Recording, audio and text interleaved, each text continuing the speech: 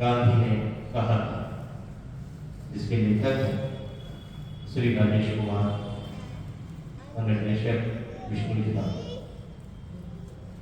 नाटक में प्रमुख भूमिकाओं में है गांधी साकर सोनी, तारकेश्वर पांडे मोइन खान, आचार्य जी विष्णु झा, आफ्ताब प्रमोद कुशवाहा, छोटा आफ्ताब संघर्ष झा, सुमित्रा रेणुका सैया, महिला एक सनत झा, महिला दो रचयिता पिंकी ओझा, पड़ोसी बच्चा वरुण गौर, हिंदू कार्यकर्ता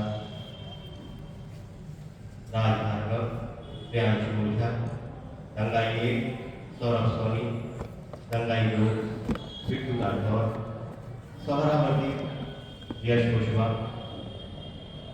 पार्श्व संगीत है अमन मंसूरी, इमरान खान, बिरले सिंह सिसोदिया। प्रकाश व्यवस्था में देवेंद्र अहिरवाल और ओमकार टंडे। वेशभूषा सौरभ सोनी, राज भार्गव। मंच व्यवस्था बिट्टू राठौर, जावेद खान, घनश्याम शूद्र। सभी सुधी दर्शकों से आग्रह है कि नाटक के दौरान कृपया अपने मोबाइल फोन या तो साइलेंट मोड पर रखें या बंद कर दें। कोई भी दर्शकगण फोटो लेते समय फ्लैश लाइट का इस्तेमाल ना करें, विनम्र निवेदन है। लीजिए प्रस्तुत है नाटक गांधी ने कहा था।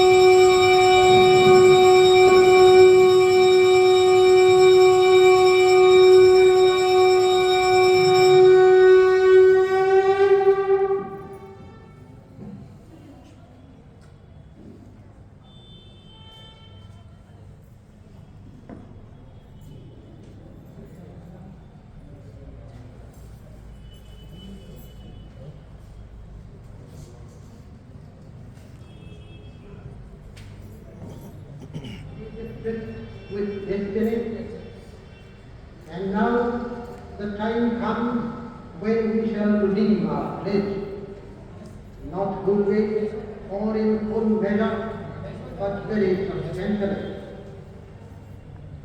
At the stroke of the midnight hour, when the world sleeps, India will awake to life of freedom.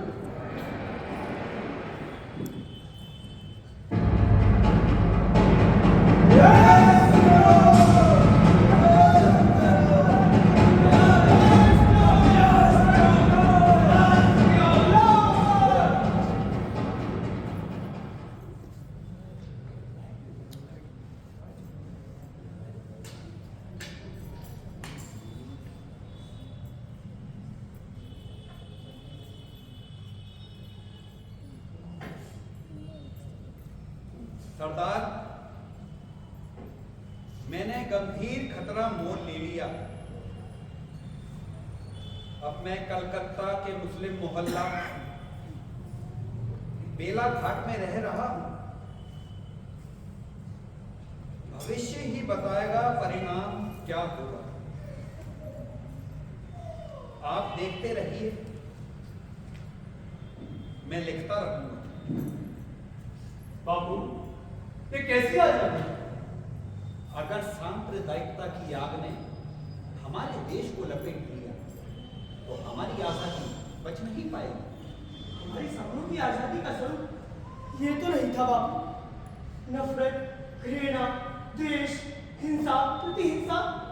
जितने संयम त्याग की आवश्यकता आजादी की लड़ाई में थी, उससे कई गुना ज्यादा आजादी के बाद। कोई गलत संयम कैसे रख सकेगा बापू, जब सामने का मंजर भयावह ही नहीं बल्कि अति भयावह हो। ईश्वर से प्रार्थना करें बंटवारे की कौमी आग सदा के लिए बुझ जाए। कल तक जो फकत हिंदुस्तानी थे बापू, आज अचानक हिंदू मुसलमान कैसे हो गए? क्योंकि आज हम गिर गए। हमारे दिलों में खून भरा, नफरत भरी। आज ईश्वर की नजर में दोनों ही गुनहगार हैं। जो हिंदू करे वो मुसलमान को बुरा लगता है और जो मुसलमान करे वो हिंदू को। तो ये सच्चा स्वराज्य कैसे हो सकता है? इससे तो अच्छा होता बापू आप 15 अगस्त के समारोह में भाग ले लेते। 32 वर्ष के काम का शर्मनाक अंत देख रहा हूं। 15 अगस्त को हमें स्वराज्य तो मिल गया, लेकिन वो मेरे सपनों का स्वराज्य नहीं था।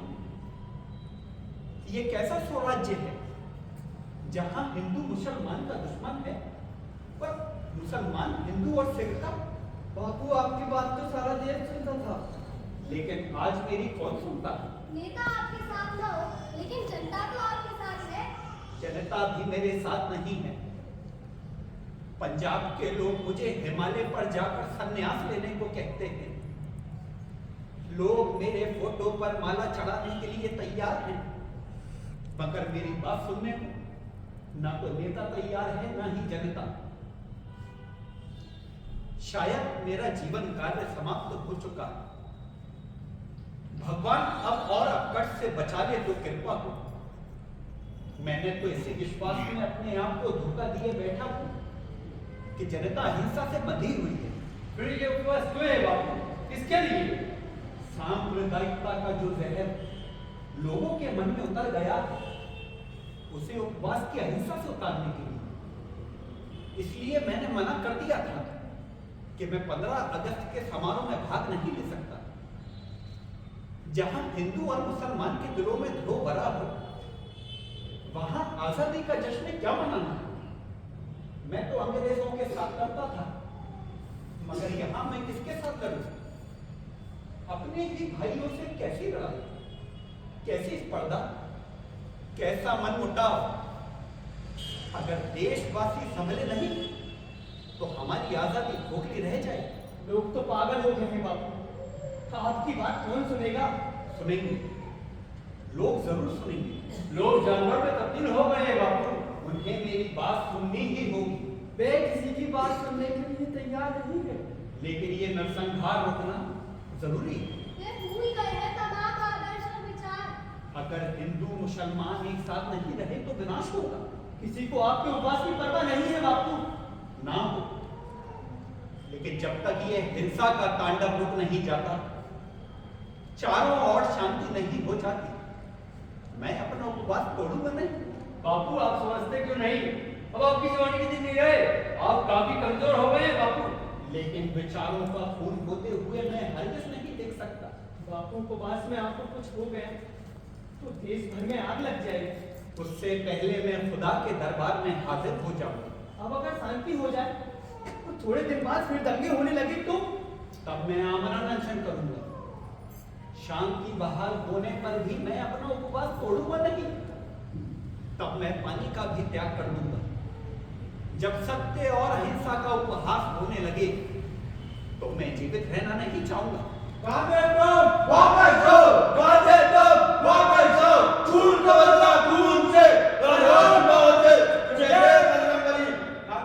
तुम वापस जाओ, अब हमें यहाँ और मुसलमान नहीं चाहिए और इन लोगों का कत्लेआम अब हम बर्दाश्त नहीं करेंगे। कहाँ छुपा रखा है सोनावर्दी को? बाहर निकालो उसको। हाँ बाहर निकालो, कहाँ जो रखा है सोनावर्दी को? ये क्या पागलपन है? मैं पूछता हूँ, ये क्या पागलपन है? बाहर हम सोनावर्दी को नहीं छोड़ेंगे बापू। अगर किसी को मारने से तुम्हारे दिल को ठंडक पहुंचती है तुम उसे क्यों? मुझे मारो, मैं तुम्हारे सामने खड़ा हूं। बापू हमारी आपसे कोई लड़ाई नहीं है। आपने गोरों से लड़ने को कहा, हम लड़े। आपने जेल जाने को कहा, हम गए। लेकिन ये धर्म की लड़ाई है, अगर आप हमारे साथ नहीं चल सकते हम आपके हाथ जोड़ते हैं। हट जाइए धर्म के रास्ते से। चले यहाँ से। क्यों आओ जनाब? जब हिंदू बन रहे तब तो आए, मुसलमान बनने लगा इतना बाबा। इसलिए बस डायरेक्ट एक्शन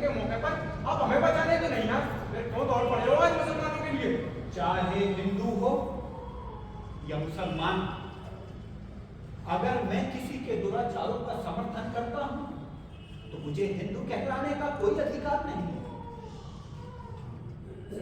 कुछ नहीं, ये मुसलमान आपने बहुत से चढ़ा रखे हैं। हम जान गए आपकी सारी दया करना उन मुसलमानों के लिए उभरती बापू।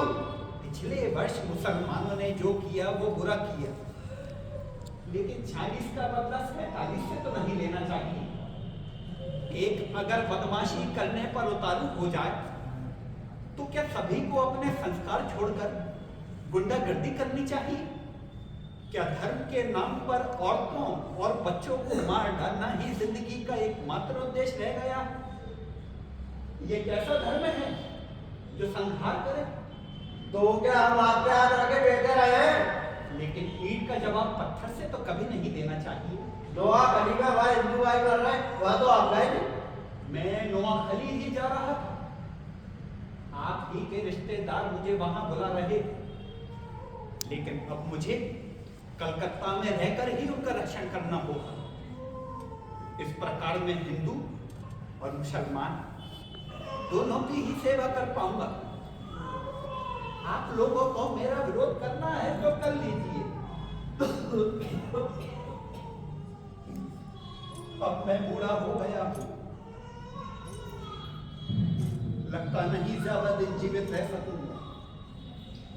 लेकिन अगर आप लोगों ने फिर से ये पागलपन आरंभ किया तो उसे देखने के लिए मैं जीवित नहीं रहूंगा। यही मैंने मुसलमानों से कहा।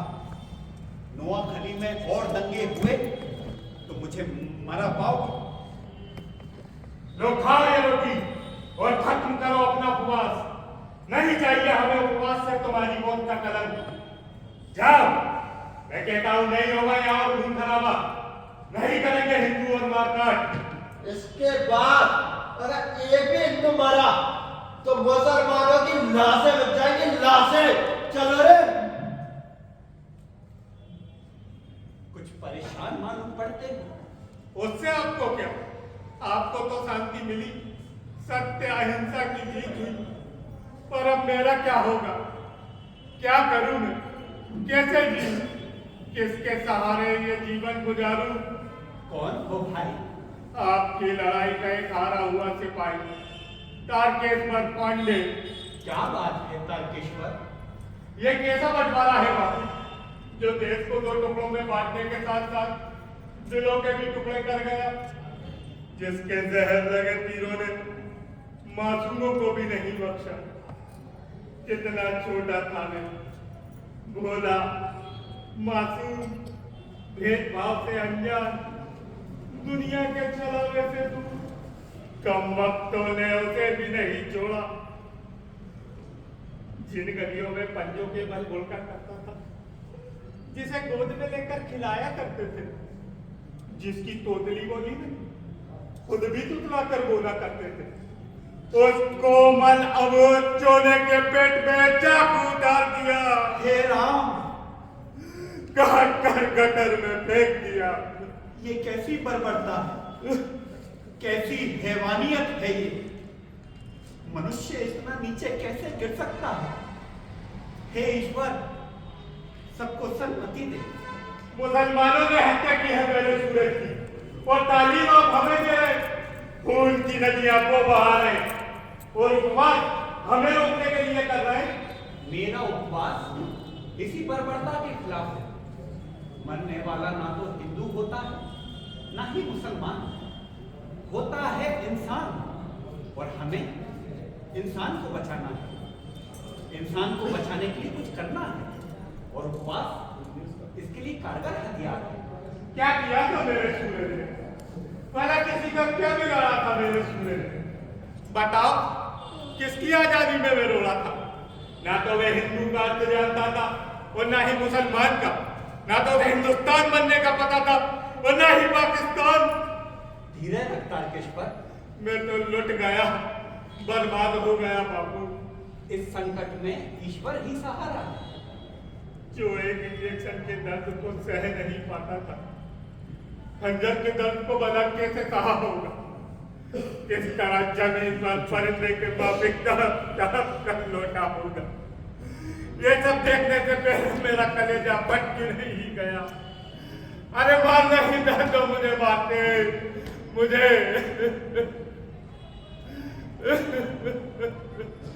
बहुत पीड़ा हो रही है। तू अपने दर्द के साथ अकेला नहीं, तो और कौन है? ईश्वर। तो है ईश्वर, तू ही बता मैं क्या करूं? इस तड़प में भी जीने की कोई संभावना ढूंढो। कोई संभावना नहीं दिख रही। तो जीने का बहाना ढूंढो।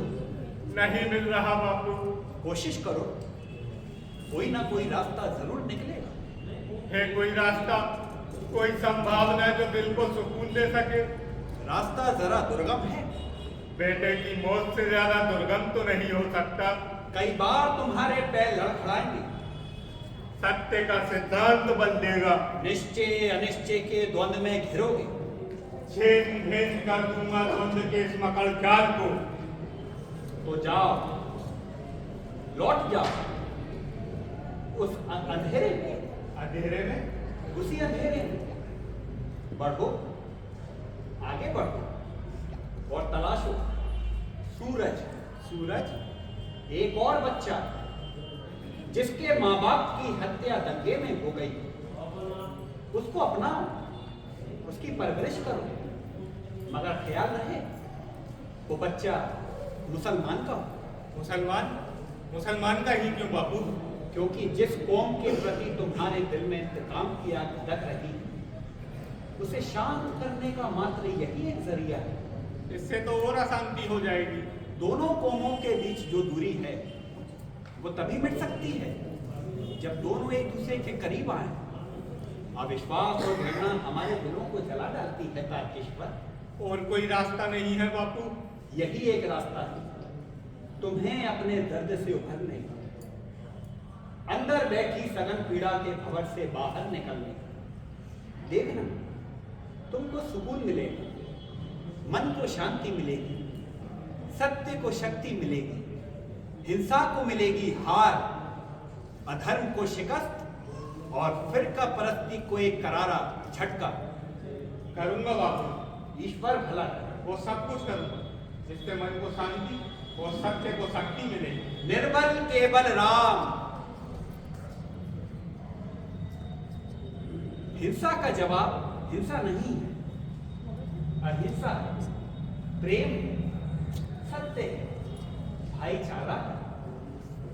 याद रखना तारकेश्वर, सूरज मरा नहीं है, सूरज सत्य है और सत्य ही ईश्वर है। ये कई रूपों में हमारे बीच है। विचार, आदर्श, सिद्धांत, तुम ढूंढो ढूंढो एक और सूरज।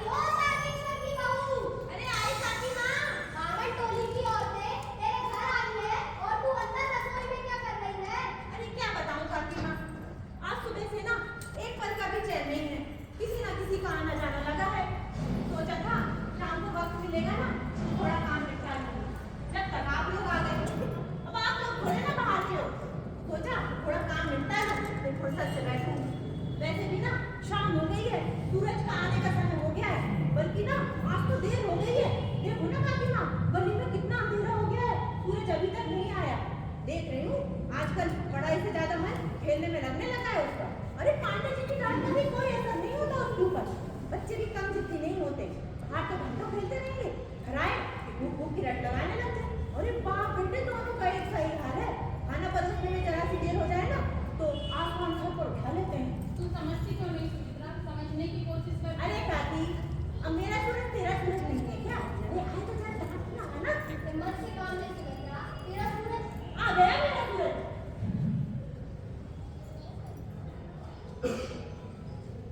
आप तो सूरज को लाने गए थे ना, और खुद सूरज बन गए। कहाँ थे इतनी देर? मेरा तो ना बहुत जी घबरा रहा है। अरे बाहर कितना खराब समय चल रहा है। सुबह का खाया है सूरज, आपको फिक्र भी है कि उसे भूख लगी होगी। पता है मैंने ना उसके लिए खीर बनाई है। सूरज को ना खीर बहुत पसंद है, लेकिन पहले सूरज खाएगा फिर आपको मिलेगी। अरे क्या बात है, आप चुप क्यों हैं? बोलिए ना। कितनी बार कहा है कि बाहर की बात ना बाहर छोड़ के आया करिए। अरे बातों बातों में तो मैं सूरज के बारे में भूल ही गई। कहाँ है सूरज? फिर पीछे रह गया। आपको भी ना जाने कब अकल आएगी। अरे साथ में ले आते, अभी कोई मिल जाएगा ना गली में, फिर खेलने लगेगा। जाइए जाइए, लेके आइएगा, जाइए ना।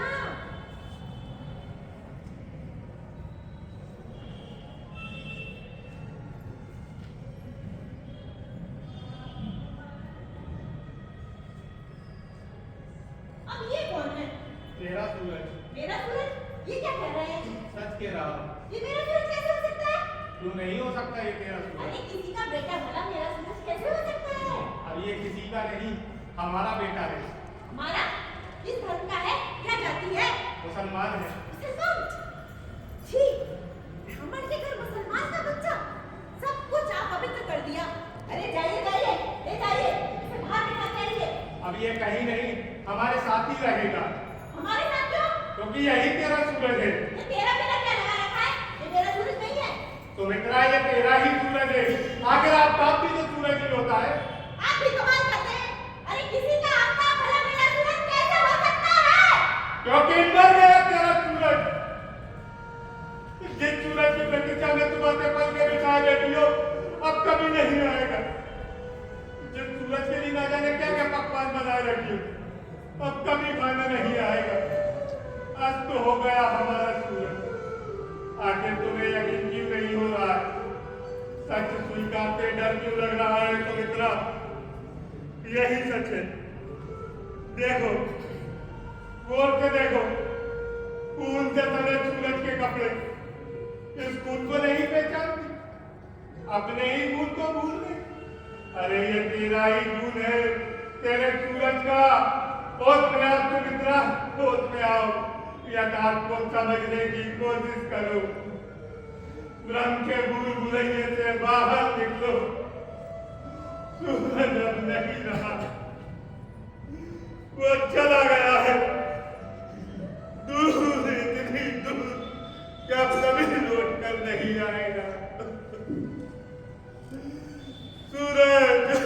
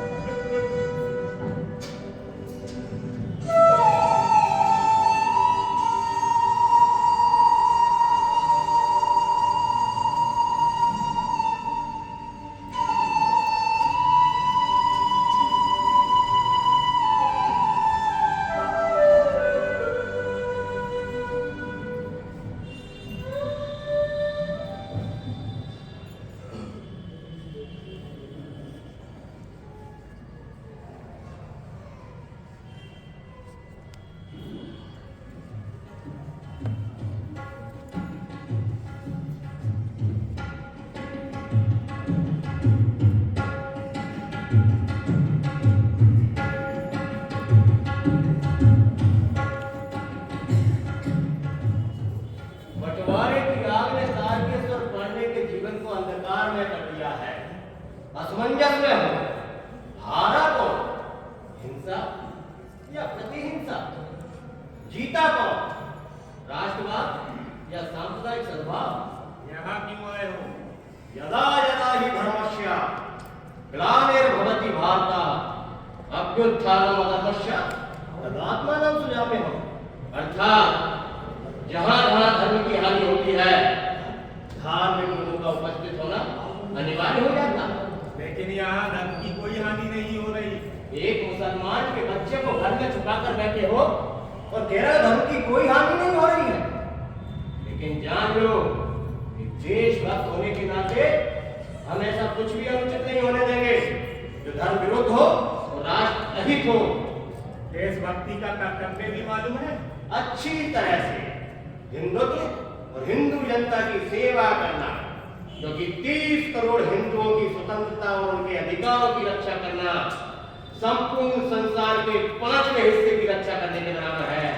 और बाकी 6 लोगों की सेवा वो आप जैसे कोई छलम धार्मिक टेक्स्ट लोगों के लिए छोड़ रखा है, जो प्रार्थना सभा में सोहरावर्दी जैसे धार्मिक कट्टर को शहीद साहब के नाम से संबोधित करते हैं, जो पुजारियों और आम जनता के विरोध करने के बावजूद कुरान की आयतें पढ़ते हैं। पांडे जी, ये हिंदू धर्म है जो सब कुछ सहन कर लेता है। आप किसी मस्जिद में गीता पढ़कर तो देखिए, क्या हक होता है? आचार्य जी, कोई धर्म बुरा नहीं होता है। सभी धर्मों में है सहिष्णुता का संदेश। धर्म का सार है नम्रता तथा सहानुभूति। और किसी धर्म के अनुयायियों की दुर्गति के कारण धर्म का द्रोह करना उचित नहीं है। यह गुस्सा भी एक पागलपन है। बदला लेने से हमारे सिविलियन लोग नहीं आएंगे, उल्टा दुख और बढ़ जाएगा। भाई साहब, इससे ज्यादा दुख और क्या होगा कि अखंड भारत खंड खंड हो गया, विखंड होकर हिंदुस्तान और पाकिस्तान में बढ़ गया। अरे कल तक जो लुटेरे थे, विदेशी आक्रांता थे, उन्हें ही हमारी भारत माता को बांट कर दे दिया गया। लेकिन जान लो, अब यहाँ और विखंडन नहीं होने दिया जाएगा। अब यहाँ और पाकिस्तान नहीं बनने दिया जाएगा। अरे कहाँ है वो मुसल्टे का पिल्ला? काट कर हलाल करो हरामजादे को। खबरदार, नहीं, कदम भी आगे बढ़ाया तो धर्म के काम में कोई पाप नहीं लगता। आगे बढ़ो। कह लो, यह अधर्म है। पांडे जी, आप कुछ मत बोलिए। जितना बोलना था आजादी के पहले बोल लिए। अब हम बोलेंगे और जैसा जिस रूप में राष्ट्र मिला है उसे हम गढ़ेंगे। और जान लो, इस नए रूप में हमसे भिन्न विचार वालों के लिए कोई स्थान नहीं होगा। इसे मैं यहाँ लाया हूँ और इसे कोई नहीं ले जा सकता। मुसलमानों ने काट दिया तेरे सूरज को, तो तू उसी के खून को पोसेगा। अरे तेरी आंखों में पानी है क्या? सूख गया? अरे तू बाप है के कसाई। इस कसाई ने काट दिया तेरा सूरज को, उसके खून को तू पोसेगा? ये होते कौन है सोचने वाले? इनके सोचने से क्या होता है? कुछ नहीं। जैसे हमारे सूरज को काटा था, इसे भी काट डालो। जाओ, हमारा दुश्मन हमारे हवाले करो। अलगे नहीं, सीधी तरह से हमारा शिकार हमारे हवाले कर दो। बात हो जाने दो। धर्म के हवन कुंड में अधर्म। खबरदार, तो किसी ने आप को छू भी लिया तो होश में रहिए पांडे जी। धर्म कर्म में अड़चन मत डालिए। धर्म कर्म मुझे ना सिखाओ, मैं भी धर्म जानता हूँ। ये क्या जानते हैं आप? आप कुछ नहीं जानते। और जितना जानते हैं वो सब पाश्चात्य सोच है। हमारी संस्कृति और हमारी सभ्यता के प्रति बौद्धिक दास्ता के अतिरिक्त कुछ भी नहीं। मैं कहता हूँ सीधे तरह से बच्चे को हमारे हवाले कर दो। अलगे नहीं। ठीक नहीं होगा पांडे जी। पांडे जी, हम भूल जाएंगे कि आप एक हिंदू भी हैं। क्या कहा? जरा फिर से कहना। मुझे मारोगे तुम लोग? मुझे खत्म करोगे? मारो, मारो ना। अगर एक हिंदू मुसलमान की रक्षा कर रहा है, ये पाप है, तो मारो।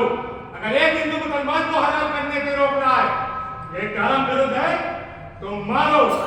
तारकेश्वर पर पांडे तुम्हारे सामने खड़ा है। धर्म के विरुद्ध आओ, मुझे सजा दो, कील ठोक दो, सूली पर चढ़ा दो, हटा दो इस धर्मद्रोही को। अरे जाओ, तुम क्या मारोगे मुझे? जो तारकेश्वर पर खुद मर गया, उसे तुम क्या मारोगे? जिस तारकेश्वर पांडे का खुद कलकत्ता की सड़कों पर बह गया, उसका खून तुम क्या बहाओगे? अरे घोंका तो देखो सीने में खंजर, दावा है एक कतरा खून का भी निकले। आओ आगे आओ, मारो।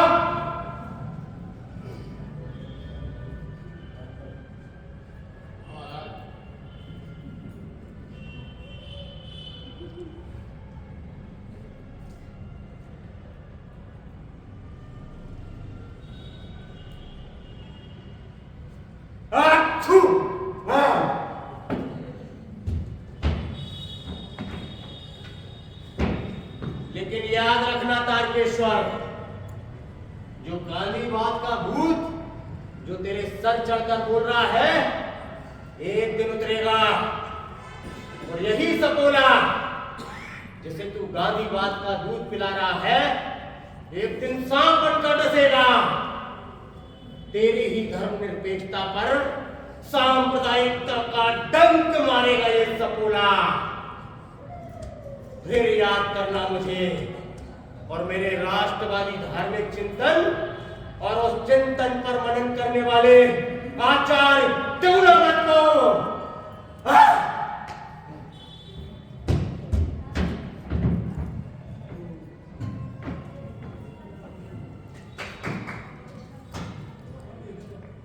सच है ये, दुनिया का कोई भी मजहब किसी गैर मजहबी को मानने की इजाजत नहीं देता।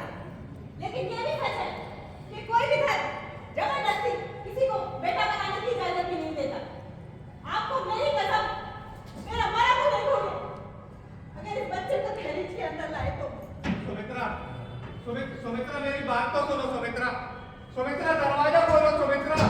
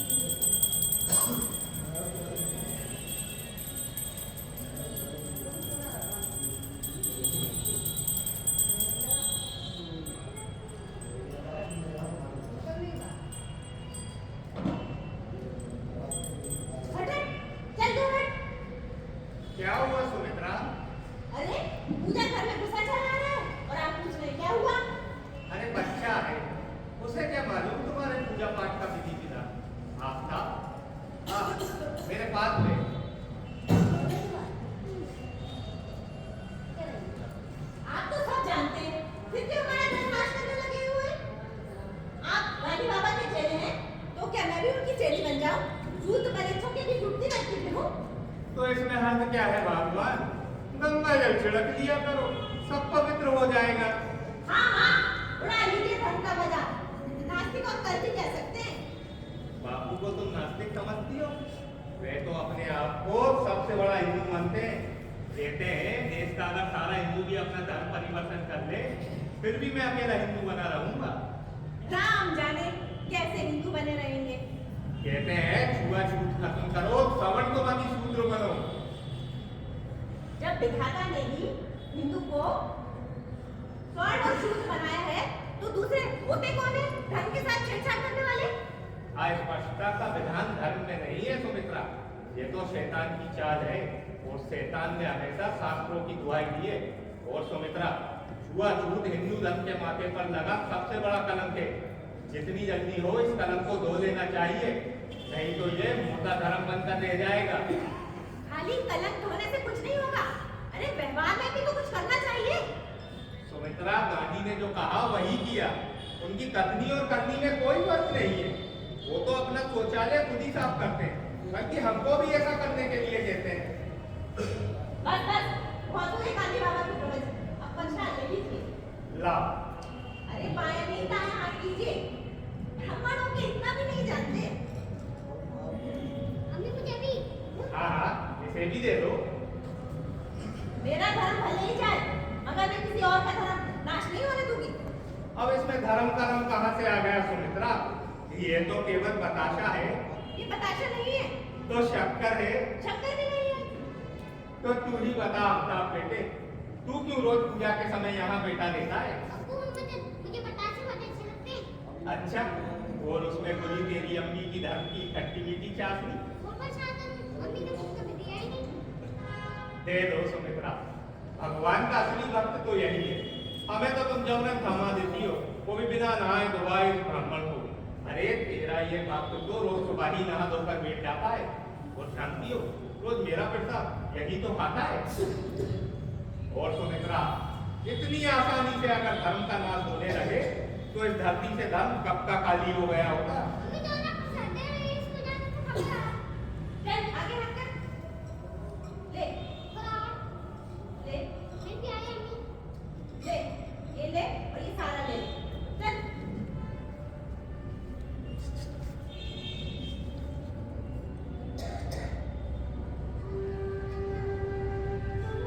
देख रही हो सुमित्रा, अम्मी मुझे लगती है ना। उसे पहचान रही हो? अम्मी मैं जा रहा हूँ।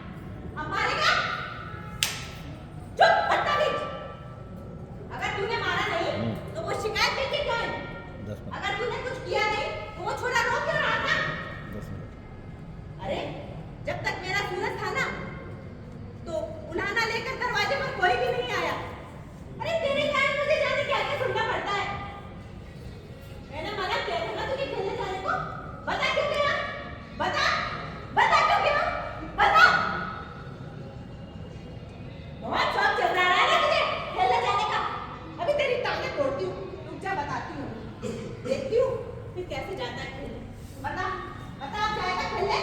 बता बता जाएगा?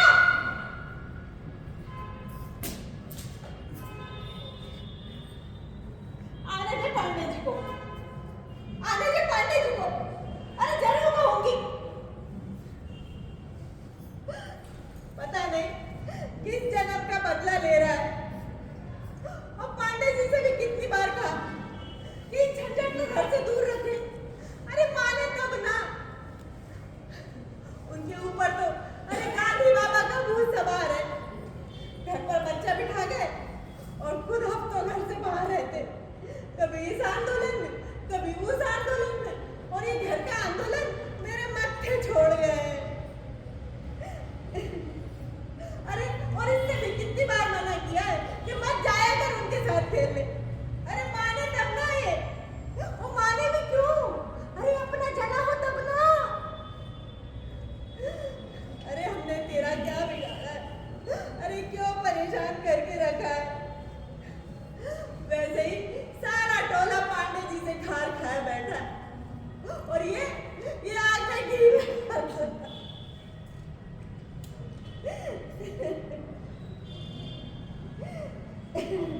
अम्मी तो रो रही है।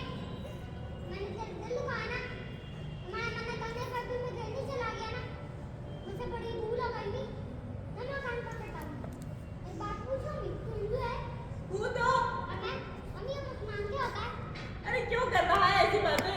अम्मी लड़के कहता है कि मैं मुसलमान हूँ, सब फायदे नहीं चला सकता, फुटबॉल नहीं खेल सकता, सब बोलो में लगा कर देगा चिढ़ाते। अम्मी मैं मुसलमान नहीं बनना चाहता, मुझे हिंदू बना दो। हिंदू हिंदू क्यों बना दो? हिंदू हो जाऊंगी तो लगे अपना साथ खिलाएंगे, खुद तो बस चल जाए। एक पूजा के बाद में उसमें मैं तेरा अपना बेटा हूँ, बेटा का जन्म तेरा अपना सूरज। सूरज सूरज, कोई जरूरत नहीं है तुझे हिंदू बनने की। तू जैसा है वैसा ही ठीक है। सुन रहा है ना? सुन रहा है? एक माँ के लिए बेटा हिंदू या मुसलमान नहीं होता है, वो बेटा होता है, बस एक बेटा। अगर तेरे मुसलमान होने से उन्हें ऐतराज है ना, तो कोई जरूरत नहीं उनके साथ खेलने जाने की।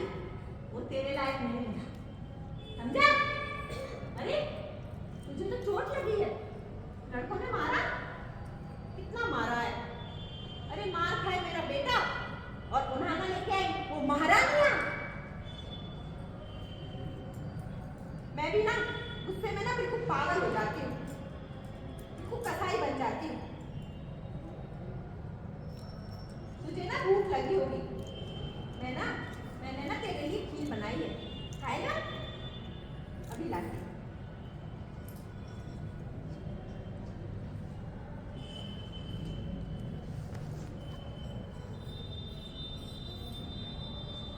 इसी में खा ले। इसी में जा मम्मी। अरे इसी में खा ले। तेरा बच्चा कहाँ आ गया मम्मी? अब तो खाएगा ना, ले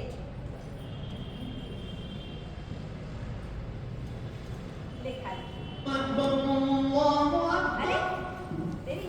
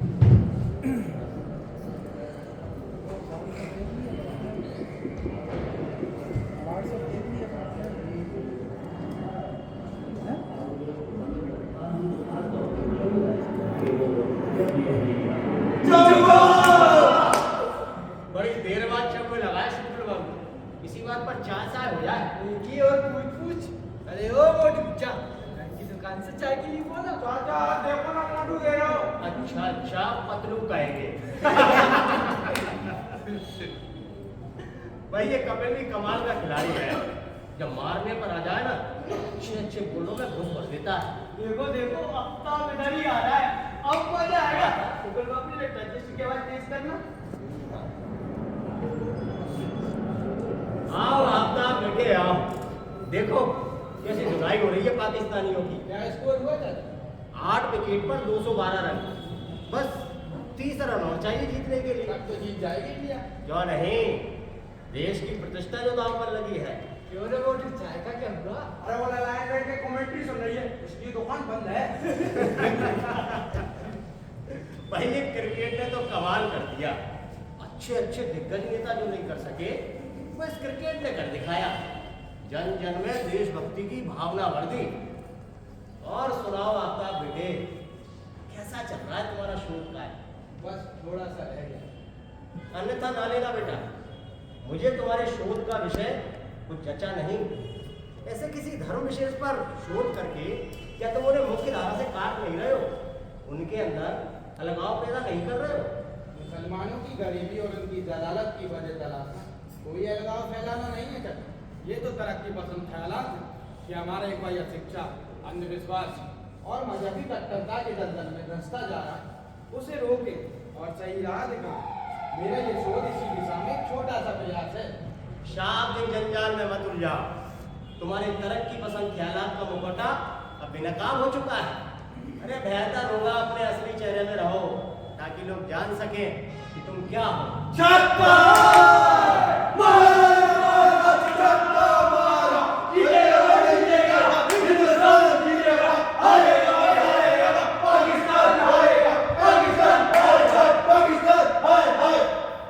देखा, इसे कहते हैं देशभक्ति। देश के लिए सब कुछ न्योछावर कर देने की इच्छा, खून का कतरा कतरा तक बहा देने की उत्कृष्ट लालसा। माफ करना चाहता हूं, मैं क्रिकेट को देशभक्ति का पैमाना नहीं मानता। ऐसा नहीं है कि आदमी को अपने देश की टीम से लगाव नहीं होना चाहिए या उसके जीतने पर कुछ नहीं होना चाहिए, लेकिन उसकी सीमा है। ये उन्माद के स्तर पर नहीं चाहिए। अर्थात तुम्हें प्रसन्नता नहीं हो रही है? क्यों? क्यों क्या? ये तो सारे मतलब बड़ा साहब। ये आप कैसे कह सकते हैं? तो खुद ही देख लो उनके मोहल्ले में जाकर, वो इन देशभक्तों की तरह नाच गा नहीं रहे होंगे, बल्कि मुंह लटकाए मर्सियां बन रहे हैं। देखो जाकर, जो लोग पाकिस्तानी टीम की जीतने की कामना करते हैं, उसके जीतने पर खुश होते हैं। ऐसे लोगों की जरूर निंदा होनी चाहिए, पर चंद लोगों को निशाना बनाकर पूरी कौम पर अविश्वास क्यों? ये अपने दिल से पूछो। आज के दिन जीत के निकल पाए। अरे छाप, बहुत देखे तुम्हारे जैसे नाटक और नौटंकियां। मजा आया। क्या हुआ? सारी बार इससे क्या जुड़ गया? अरे अच्छी में तो पकड़ ही लेता। आज अगर पाकिस्तान आ जाए तो बाबा विश्वनाथ उधर 20 आने का प्रसाद चढ़ाऊंगा। अरे जज्जू मियां को क्या हो गया? अरे उससे क्या होना था, उसे तो हलवा थमाना ही था ना। पाकिस्तान क्यों खेल रहा है? अरे इंग्लैंड के खिलाफ तो खूब शतक ठोके, अब क्या हो गया? सिर्फ जाति तो असर दिखाएगी ना। मैच दो देशों के बीच चल रहा है, इसमें जाट बरादर कहाँ से आ गई है आचार्य जी? वहीं से पांडे जी, जहाँ से नारे आते हैं, नाराय तकबीर, अल्लाह अकबर। नाटक देख राजनीति और खेल में घालमेल ठीक नहीं है। तो फिर क्यों बढ़ जाता है पूरा देश एक क्रिकेट के मुद्दे पर? हिंदू हिंदुस्तान का तो मुसलमान पाकिस्तान का सपोर्टर क्यों हो जाता है? देशभक्ति और क्रिकेट में बड़ा फर्क है आचार्य जी। ले आपका सब्जी घर दे आ, तेरी माँ बेटी होगी बनाने। मैं भी अभी आता हूँ, थोड़ी कमेंट्री सुनकर। जो लोग समझते हैं स्वदेशी टीम को सपोर्ट करने मात्र से ही सच्चे देशभक्त हैं, सिवाय धर्म के कुछ नहीं। Uncle please. उन्हें खेल नहीं, उन्माद चाहिए, एक नकली राष्ट्रभक्ति जिसे सियासतदान और सटोरिये मिलकर परोस रहे हैं। लो और करिए किसके हो गया ना मेरा। जब ऐसे ऐसे महानुभाव देश के सपोर्टर होंगे तो रन आउट तो क्या होल्ड आउट भी होंगे। अब तो वो चेतन सर्वे बचा है। तो भाई पाकिस्तानियों के साथ खेलते समय हमारे खिलाड़ियों को क्या हो जाता है? लगता है मैच हाथ से गया। अरे चुप ही रहो, ये क्रिकेट है क्रिकेट, राष्ट्रपति कुछ नहीं कह सकते। कुछ नहीं, इन बेईमानों के साथ तो खेलना ही नहीं चाहिए। भगवान के लिए क्रिकेट को तो बख्शो, खेल तो खेल रहने दो। क्यों बना रहे हो इस राजनीति का अखाड़ा? अरे यार अखाड़ा हम बना रहे हैं कि वो गद्दार जो खाते तो हिंदुस्तान का है और गाते पाकिस्तान का है। कुछ नहीं, लात मारकर बाहर करो सालों को। लेकिन पांडे जी जैसे बचाने वालों की कमी थोड़ी ना है। अरे कितनी बार कहा था पांडे जी, अगर बच्चा ही गोद लेना था किसी हिंदू का ले लेते, किसी ठाकुर बनिया या ब्राह्मण का ले लेते। अरे उन मलेच्छ से तो शूद्र ज्यादा बेहतर है। लेकिन नहीं साहब, गांधी बाबा के चेले जो ठहरे हिंदुओं में तो कांटे लगे हैं ना। कुछ नहीं, ये सब अपने धर्म की लड़ाई है और सरकार भी इसमें कम दोषी नहीं है। देशभक्ति और राष्ट्रवाद की बात करें सांप्रदायिक करार देती है। अरे देख लिया इनके तथाकथित सेकुलरिज्म और फ्रीडम ऑफ एक्सप्रेशन को। दुनिया भर में तो अभिव्यक्ति की आजादी का ढोल पीटते घूमेंगे, लेकिन गॉडसे को अपने ही देश में बोलने तक की आजादी नहीं। गोडसे आजकल कुछ ज्यादा ही बोलने लगा है। बोलता तो पहले भी था, लेकिन कभी एकांत में और कभी अपने जैसे लोगों के बीच घुसघुसा लेता था, अपनी भड़ास निकाल लेता था। लेकिन अब तो वे खुलेआम बोलने लगा है, बेझिझक और बिना अपराध बोध के। फिर प्रतिबंध क्यों? क्या गांधी जी होते तो क्या बोलने से रोकते? गांधी जी जीवित होते तो बोलने से रोकते नहीं, क्योंकि रोकने से तो वे और मजबूत होगा। कोई तभी तक बोल सकता है जब तक उसे सुना जाए। लेकिन गॉड से मात्र एक व्यक्ति का नाम नहीं, वो एक विचार है और विचार कभी मरता नहीं, मिटता नहीं। हाँ, उस समय के लिए स्थगित हो जाता है, नेपथ्य में चला जाता है, लेकिन अनुकूल जलवायु और उपयुक्त अवसर मिलते ही फिर हरा भरा हो जाता है और जवाब मांगता है उन सवालों का जो वर्षों से अनुत्तरित है, और हिसाब मांगता है उन अपमानों का जो दिल में नासूर बने बैठे हैं। गांधी और गोडसे की लड़ाई तो शाश्वत लड़ाई है। जहां सच की लड़ाई है वहां गांधी है, और जहां आतंक है उसके पीछे है गोडसे। हिंसा अगर गोडसे है तो हिंसा का जवाब है गांधी। गांधी अगर अपराध है तो उस अपराध की सजा है गोडसे। क्या था गांधी का अपराध? हिंदुत्व की धारा से असहमति, आस्था और विचार के स्तर पर हिंदुत्व की धारा गांधी का मुकाबला न कर सकी तो समझ लिया समाज पर उसकी पकड़ ढीली होती जा रही है। क्या समझता है गोडसे? असहमति की सजा हत्या है। क्या कहता है लोगों से गोडसे कि जो विचार मुझे पसंद नहीं उसका दमन मैं किसी भी कीमत पर करके रहूंगा, हमले से लेकर हत्या तक हर उपाय का सहारा लूंगा। आचार्य जी, आप गांधी को केंद्र से हटा दीजिए और फिर गौर कीजिए इस सवाल पर, क्या लोकतंत्र बना और बचा रह पाएगा? क्या कानून व्यवस्था कायम रह सकेगी? यही तो मैं कहना चाहता हूं पांडे जी, कि जिसे सारा तंत्र मिटा देना चाहता था, जिसके अंतिम संस्कार के बाद वहां घास रोक दी गई ताकि कोई उसकी समाधि तक न बना सके, आज इतने वर्षों बाद अचानक उसका भूत कैसे खड़ा हो गया? अरे अतीत की राख से उठकर क्यों उसने संपूर्ण विश्व को झकझोर रखा है? हमारे देश की बनावट ही कुछ ऐसी है। ना गांधी पूरी तरह से मरा है, ना ही गोडसे, दोनों जिंदा है।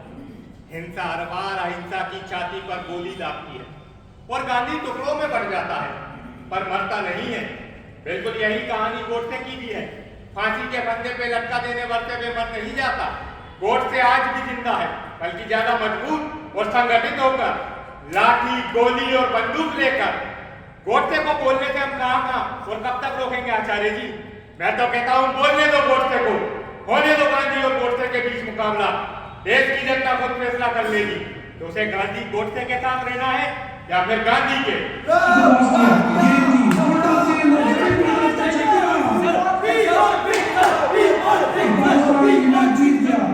पाकिस्तान ऑस्ट्रेलिया का फाइनल जीत गया।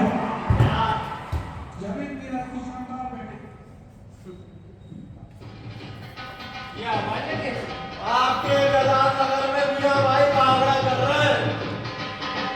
मियां पांडे जी, देश को धर्म निरपेक्षता और सांप्रदायिक सद्भावना के रास्ते पर ले जाने का परिणाम, और एक जश्न मनना चाहिए था पाकिस्तान में और मन रहा है हिंदुस्तान में। पता नहीं या कितने और पाकिस्तान पल रहे हैं। चलो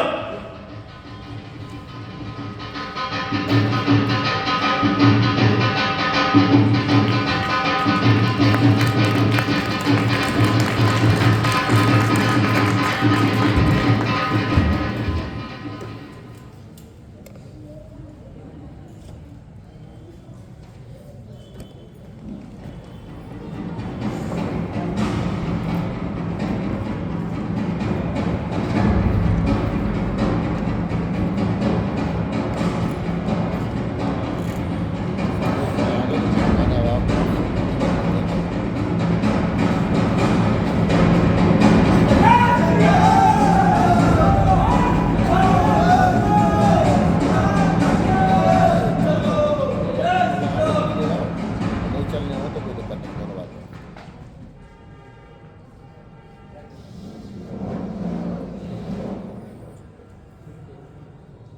चलो ठीक है, आओ।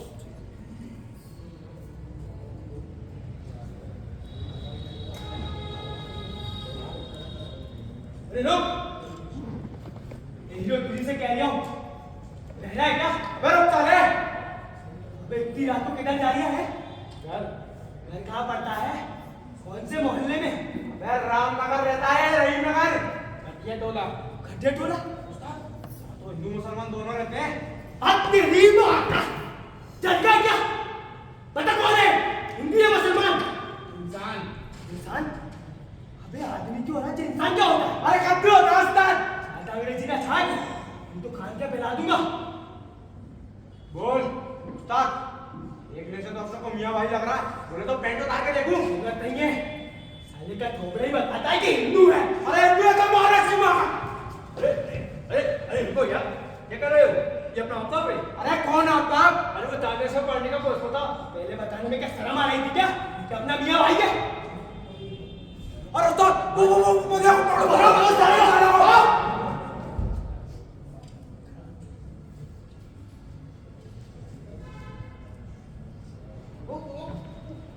क्या हुआ पांडे? वही है। कौन है ससुरा?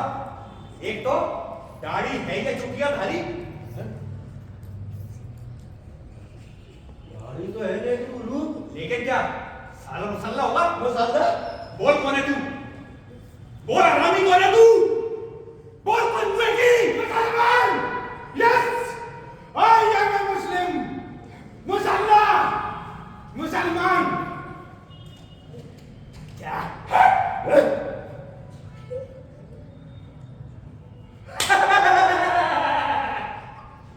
अबे ये तो साला अत्तवा है। कौन लगता है गुरु? अरे भाई, तारकेश्वर पांडे का पोस पोता मुसल्ला। आज तो अच्छे ही मौका साले खल्लासी कर देते ना अपन। हैं? ये बता देखो ना बात होती ना चीज। ए पंडित खोपड़ा साले के, पंडित खोपड़ा साले के। अरे पंडित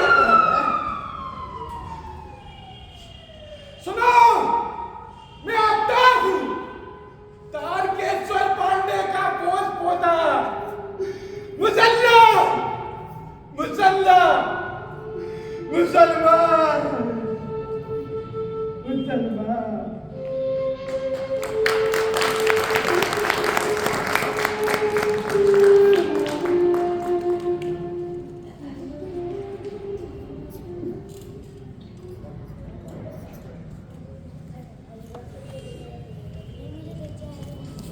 देखा पूरा, हाँ रिपीट किया पूरा। कितना हो गया था? आधा घंटा का बता दी।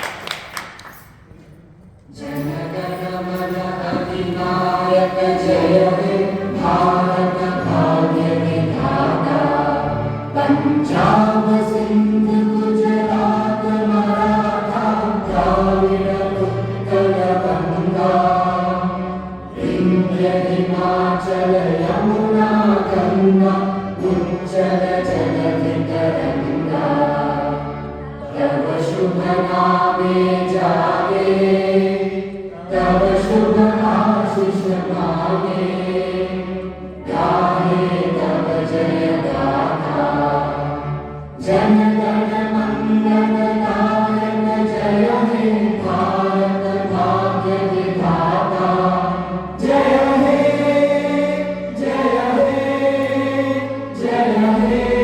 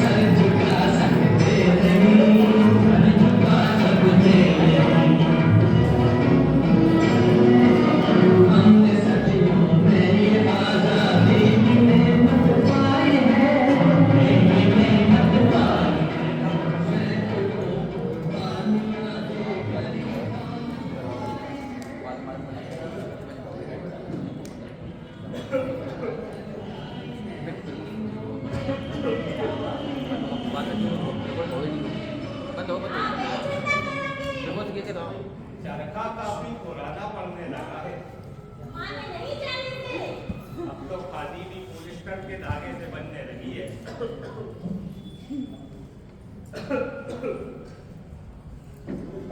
तबीयत खराब थी, वो भी चले गए।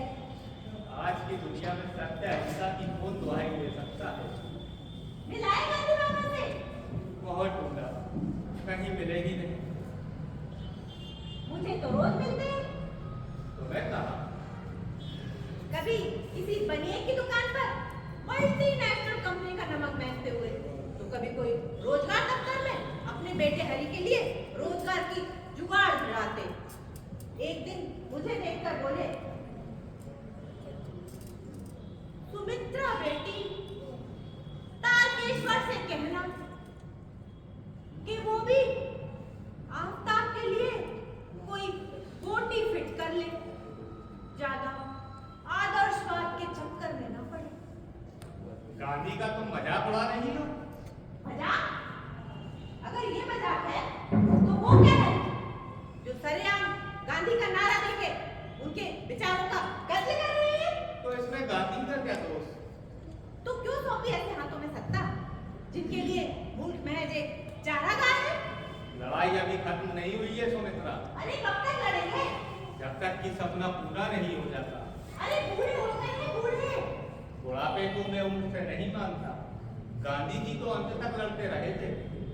अंदर की लड़ाई तो वो भी नहीं लड़ पाए। हाँ सुमित्रा, कभी कभी लगता है बाहर की लड़ाई से ज्यादा मुश्किल है अंदर की लड़ाई। अंग्रेज लोग तो चले गए, लेकिन दुश्मन अभी भी बने हैं, और बने हैं घरों के अंदर। पहले जितनी आसानी से बाहर के दुश्मनों की शिनाख्त हो जाती थी, उतनी आसानी से घर के दुश्मन की नहीं हो पा रही है। आफ्ताब कहाँ है?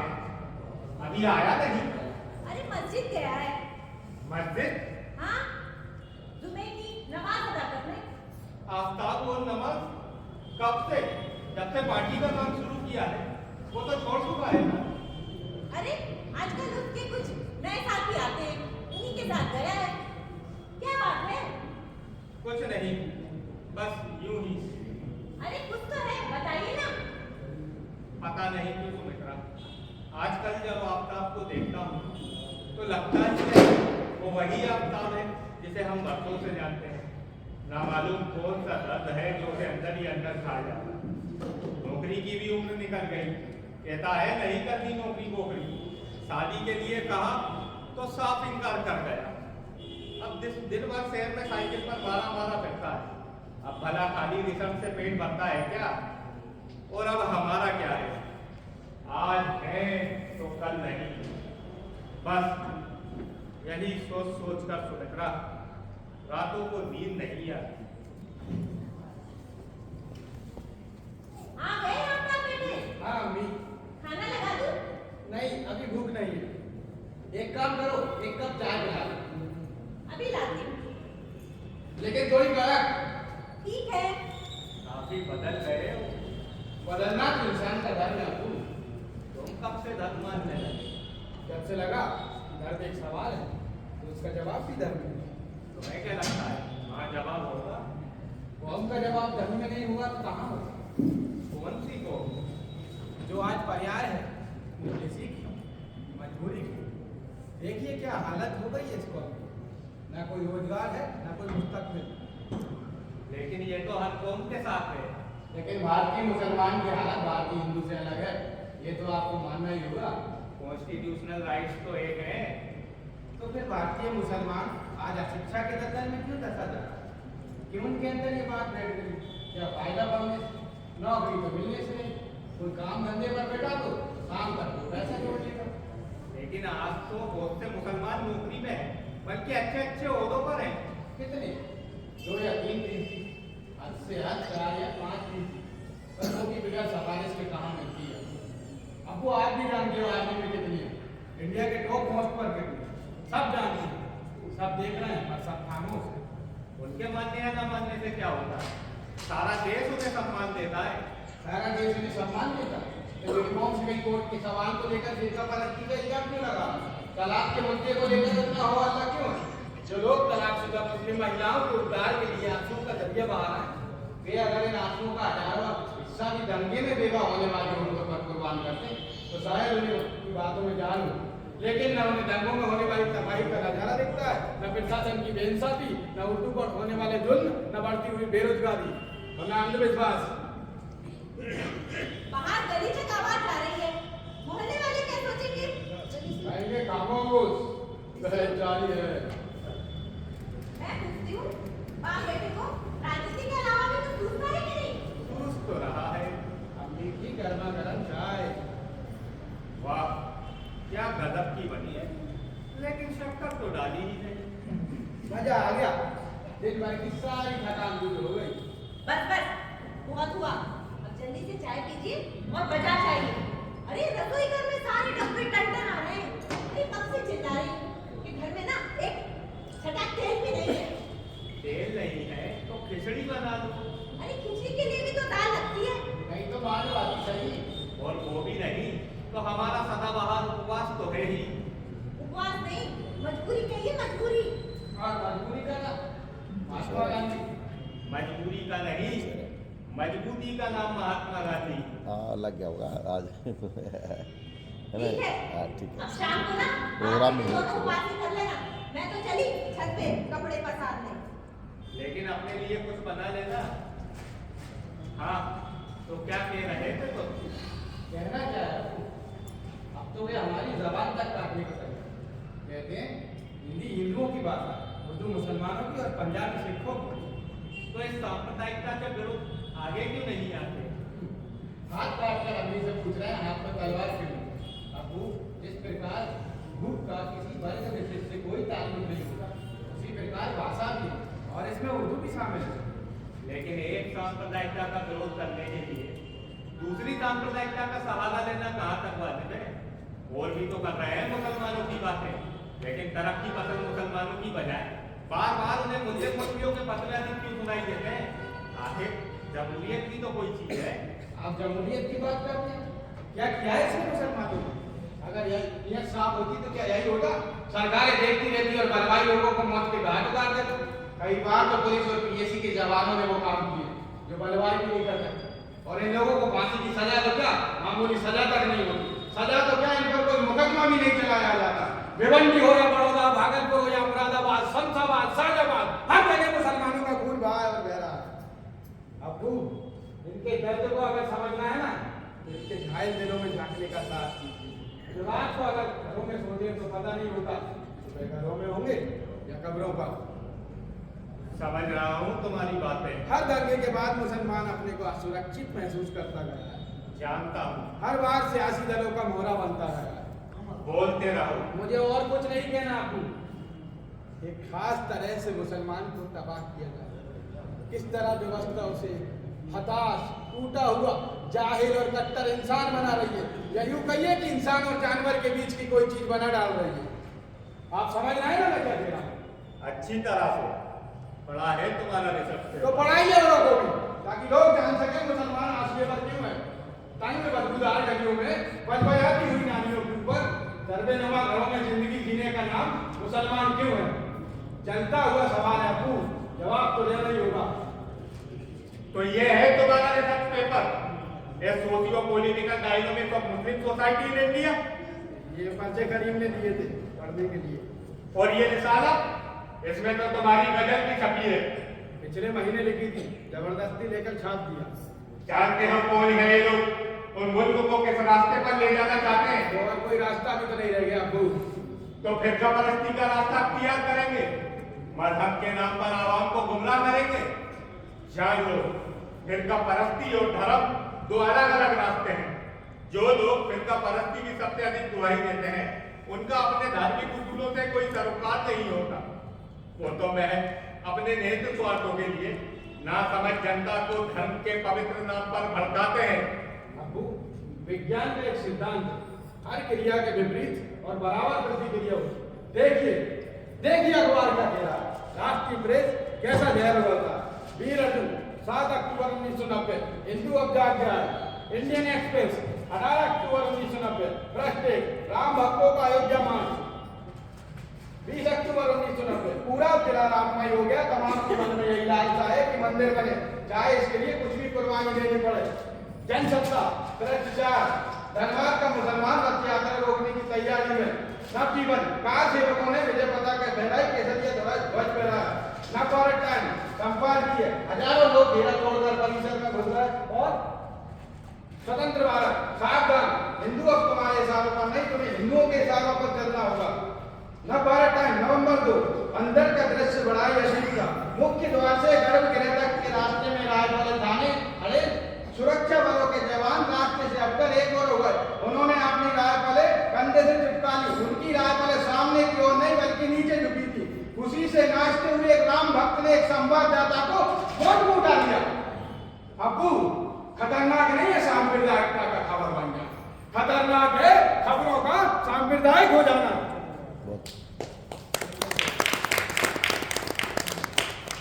अब तो आपके सवालों का जवाब मिल गया होगा, या आप अब भी जानना चाहते हैं कि फिरका परस्ती क्यों और कैसे पनप रही है? सुमित्रा, सुमित्रा खिड़कियां बंद कर दो सुमित्रा, तेज हवा चलने लगी है, मुझे ठंड लग रही है, मेरी चादर कहाँ है सुमित्रा?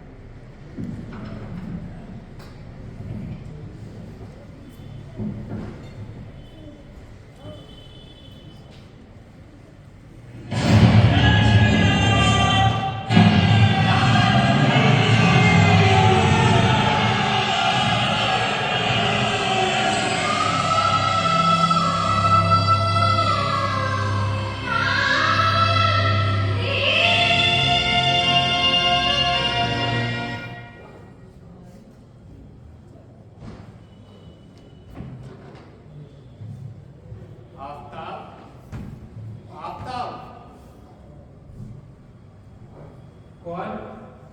अबू? कमरे में इतना अंधेरा क्यों है बेटे? बाहर बहुत अंधेरा है अबू।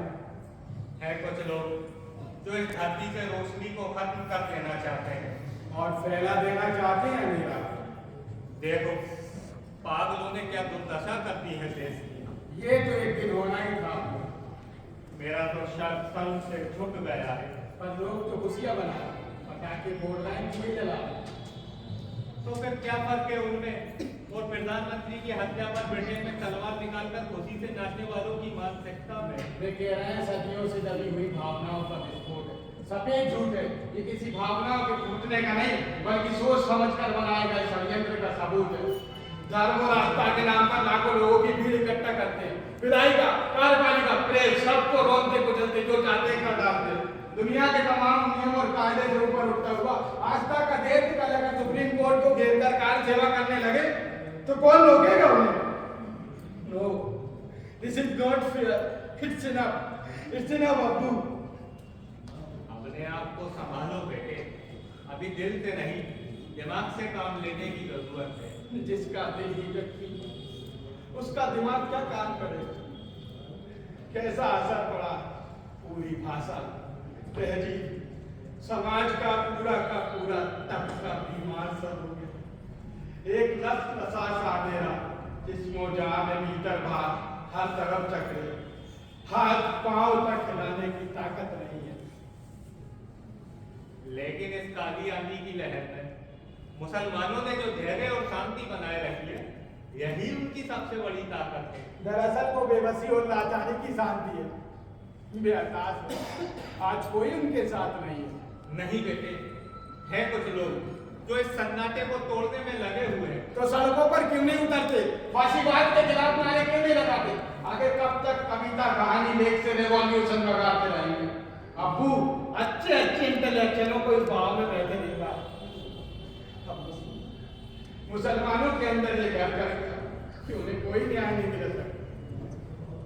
हम हार गए अब्बू, हम टूट गए। हम जो महसूस कर रहे हैं उसे हम ही समझ सकते हैं, कोई दूसरा नहीं। जो जख्म हुआ है सीने में आधा रहेगा,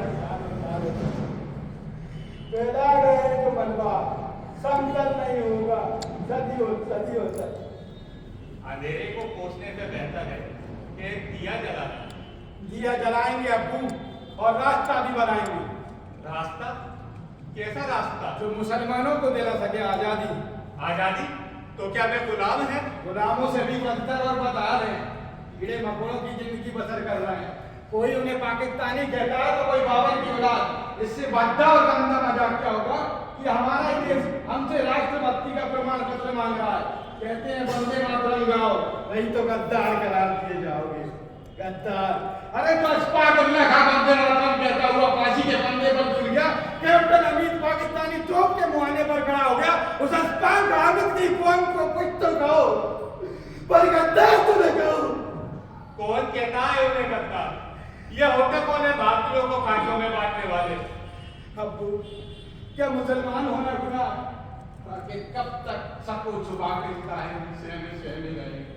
गुबार तो फटे गए, क्या करेंगे? हमें सूली पर चढ़ा देंगे, फांसी पर चढ़ा देंगे। धन में है वो, जितनी है धरती उनकी उतनी हमारी भी है। हम कोई विदेशी नहीं है। अब्बू, वो अगर पीठ पर पिस्तौल से गोली चलाएंगे तो भविष्य पर तोप से गोले बरसाएगा। आखिर तुम कहना क्या चाहते हो? मुझे कुछ समझ नहीं आ रहा। आप अच्छी तरह समझ रहे हैं। आखिर तुम चाहते क्या हो? न्याय, और अगर नहीं मिला तो छीन लेंगे। जान लो, तुम ऐसा कोई काम नहीं करोगे जो संविधान के विरुद्ध हो। तो मुसलमान क्या करें? किधर जाए? ऐसी कोई लड़ाई नहीं लड़ोगे जो कायदे कानून के खिलाफ हो। इस्लामी जिहाद कोई कायदे कानून के खिलाफ नहीं। धर्म की आग में अधर्म फैलाना जरूर खिलाफ है। ये आपका फलसफा हो सकता है, जरूरी नहीं दूसरे भी इससे मुख्तलिफ हो। तो तुम आतंक फैलाओगे। आखिर वो भी तो एक फलसफा है। हिंसा का सहारा लोगे। दुनिया की ऐसी कोई क्रांति हुई है जिसमें हिंसा का सहारा न लिया गया? फिरका परस्ती? हाँ, बंद करो ये बकवास। ये बकवास नहीं, मुसलमानों का इनकलाब है। मत घसीटो कौम को आतंकवाद की तंग बदबूदार गलियों में। अगर उधर गुजरने से उम्मीद की जरा भी रोशनी नजर आती तो आतंकवाद क्या, हम तो दुजख में भी जाने को तैयार हैं। यही है हारे हुए मुसलमान का दर्द, जो संघर्ष करने की बजाय मदद को ढाल की तरह ओढ़ देता है, बंद कर देता है एक खोल के अंदर, ताकि कोई चेतना, चिंतन, सोच का खुलापन अंदर दाखिल न हो सके। बज बजाते रहे उन्हीं संकीर्ण ढकियानुसी अंधविश्वास के दलदल में। वाह, बहुत खूब, बहुत खूब अप्पू। बौद्धिकता का लाख नकाब हो, अंततः अंदर का असली चेहरा सामने आ ही जाता है। हिंदू, हिंदुत्व। निकल जा यहाँ से। मैं तुझे अभी और इसी वक्त अपनी जिंदगी से बेदखल करता हूँ। इतना छोटा सा था जब तुझे उन दंगाइयों के चंगुल से छुड़ा कर लाया था, तो मैं हिंदू नहीं था। आज जब उन्हीं दंगाइयों के चंगुल में फंस गया है, तो मैं तुझे हिंदू लगने लगा हूँ, मुझे हिंदुत्व नजर आने लगा है। खबरदार, हाथ मत लगाना मुझे। शायद मेरी परवरिश में कुछ कमी है नहीं, वरना तुम्हारे जहन में यह ख्याल आया तो आया कैसे? अरे जो तारकेश्वर अपने सिद्धांतों के निर्वाह के लिए टूट गया पर कभी झुका नहीं, उस पर ये तोहमत लगाने की हिम्मत कैसे हुई तुम्हारी? सुना नहीं क्या कहा मैंने?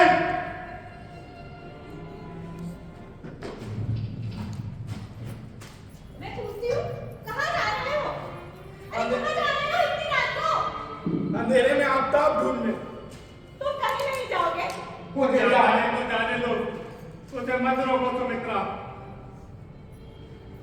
जवान बेटे से बात करने का ये कौन सा तरीका है? कौन बेटा? किसका बेटा? नहीं है मेरा कोई बेटा। क्या उल्टी सीधी बातें कर रहे हैं आप? तुम हमारे बीच मत पड़ो सुमित्रा। हाँ अम्मी, ये अब्बू हमारे बीच का मामला है, आप बीच में मत पड़िए। मैं पूछती हूँ, बाप बेटे की लड़ाई में माँ की ममता का कोई मोल है कि नहीं? उसे मत रोको सुमित्रा। सुमित्रा। रोकूंगी, जरूर रोकूंगी। तो फिर मैं चला जाऊंगा। वो हमेशा होता है। सूरज, सूरज, माता मारे रुक जा मेरे बेटे, रुक जा। अरे आप कुछ बोलते क्यों नहीं? उसे जाने से रोकते क्यों नहीं? अरे कैसे पत्थर दिल बाप है, बेटा जा रहा है और खुद बने खड़े। अरे एक बार तो सूरज चला गया, ऐसा ना हो कि फिर चला जाए। सुमित्रा वो आफताब है। मेरे सूरज को जाने से रोक लो। तेरा सूरज मर गया। वो सूरज है, वो आफताब है। वो जा रहा है मेरा सूरज, वो जा रहा है। आफताब, आफताब, रुक जा बेटे, रुक जा। आगे बहुत अंधेरा है। संभल के बेटे, संभल के। अंधेरे में गिर जाओगे बेटे। आफताब। कितना हो रहा है?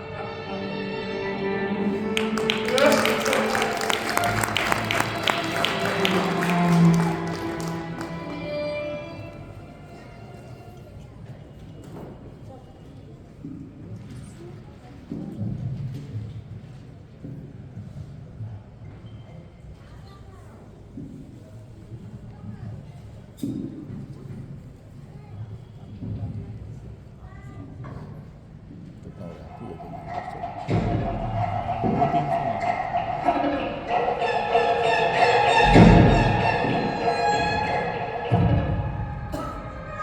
नमस्कार पांडे जी। लगता है दुश्मनों की तबीयत कुछ नासाज है। मस्जिद टूटने का दर्द बर्दाश्त नहीं हुआ तो क्या आपको दंगे में मारे गए हजारों निरी बेकसूर लोगों का सदमा बर्दाश्त हो रहा है? जमीन पर जब झाड़ू चलती है ना पांडे जी, तो कीड़े मकोड़े तो मरते ही हैं।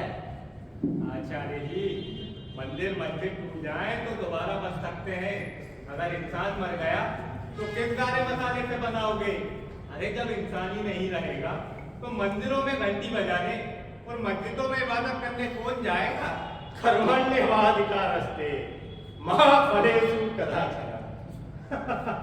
आप खुश हैं? आपको तो शर्म आनी चाहिए। अरे जब हमारे मंदिर तोड़े जा रहे थे तब आपको आई थी? जिन्हें जवाब देना चाहिए वो सवाल कर रहे हैं। अरे छोड़िए पांडे जी, अरे हिंदुओं की आलोचना तो एक फैशन हो गया है। इस्लामिक फंडामेंटलिज्म तो किसी को दिखाई ही नहीं देता। अरे मैं पूछता हूँ कि आप दोनों पक्षों की बराबर की बातें क्यों नहीं करते हैं? तुम बराबरी की बात करते हो? मुझे तो लगता है सभी धर्मों के कटमुल्लों ने एक ही स्कूल में प्रशिक्षण लिया है।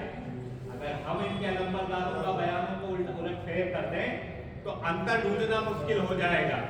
कौन शब्द किसके हैं, किसका भाव क्या है? पांडे जी, हमें इस घटना पर शर्म नहीं गर्व है।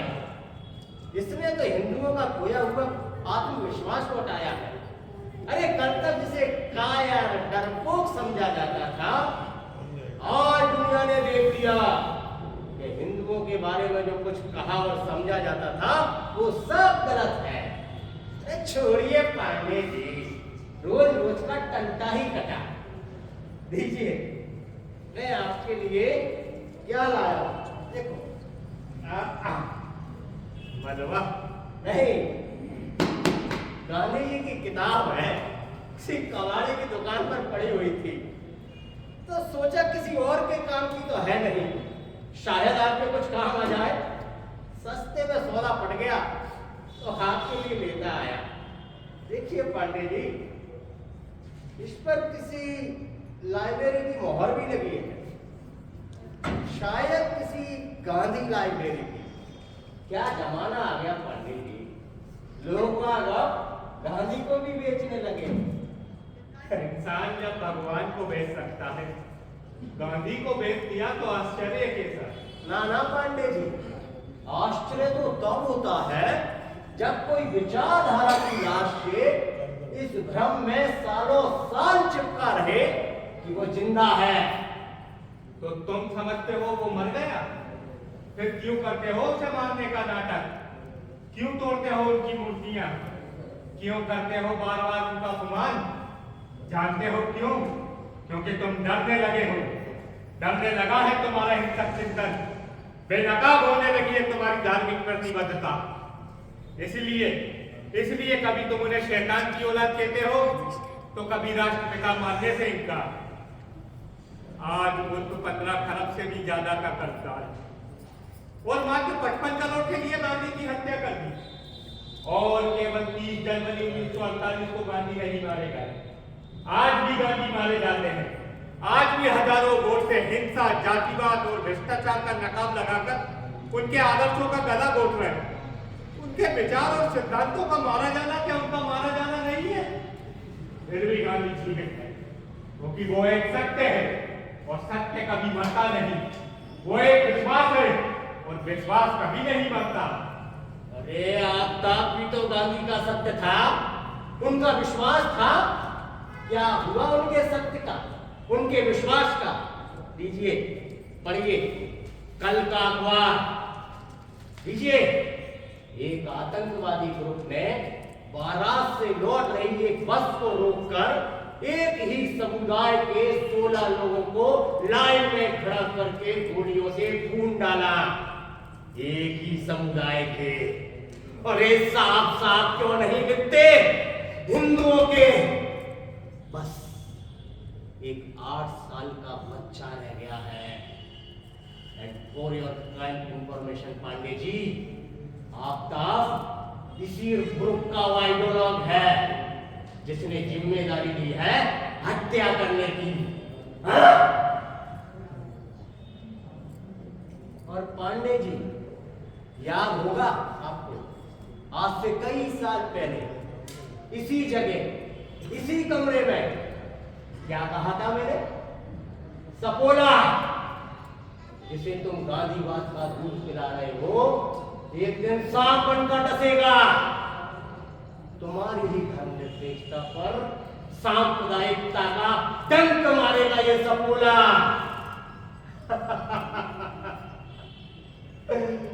आज डंक मार गया ना, उतार गया ना तुम्हारे फलसफे में जहर।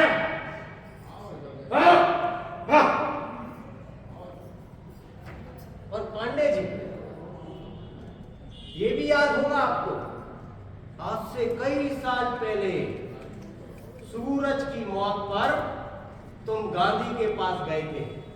क्या कहा था गांधी ने? उनका वह कथन महज एक कथन नहीं था, उनका सत्य था, उनका विश्वास था। और आज सत्य तुम्हारे सामने है, फिर भी तुम कहते हो गांधी एक सत्य है और सत्य कभी मरता नहीं। गांधी एक विश्वास है और विश्वास कभी मरता नहीं। तमसो मां ज्योतिर्गमय, तमसो मां ज्योतिर्गमय, तमसो मां ज्योतिर्गमय, तमसो मां ज्योतिर्गमय।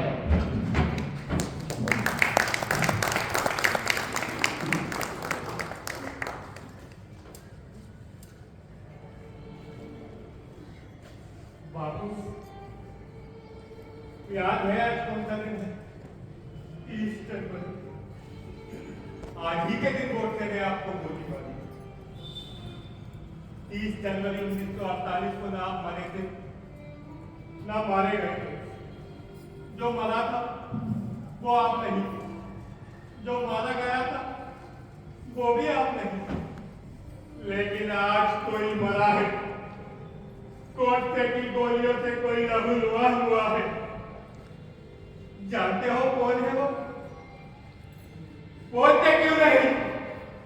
रोज तो तुमसे घंटों बातें किया करते थे, देश विदेश की घटनाओं पर चर्चा किया करते थे।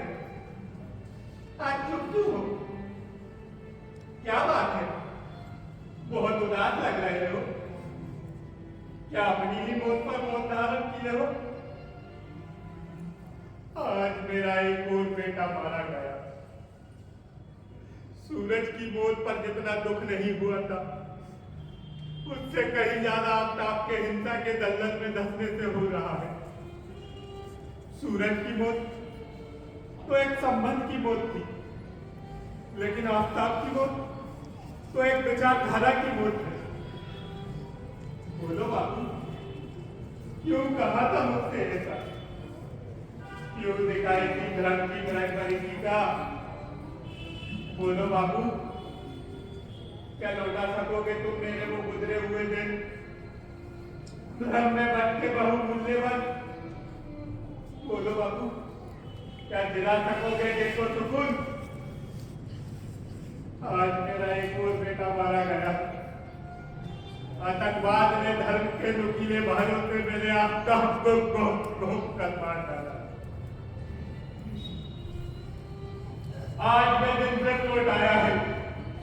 आज वही मंदिर है, यही तुम हो और यही मैं हूं। लेकिन इस बार कुछ मत कहना बापू, कुछ मत कहना बापू, कुछ मत कहना। हिंदू संस्कार है मरे हुए आदमी को अग्नि समर्पित करना।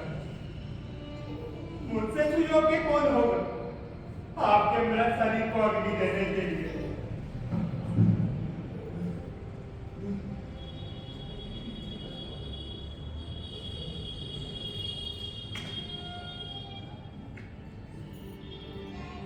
ओम आग्नेय स्वाहा, ओम सर्वेभूत स्वाहा, ओम सोमाय स्वाहा। सुमित्रा, यह लो सुमित्रा। जिसे आप भगवान की तरह पूजते हैं, उसके साथ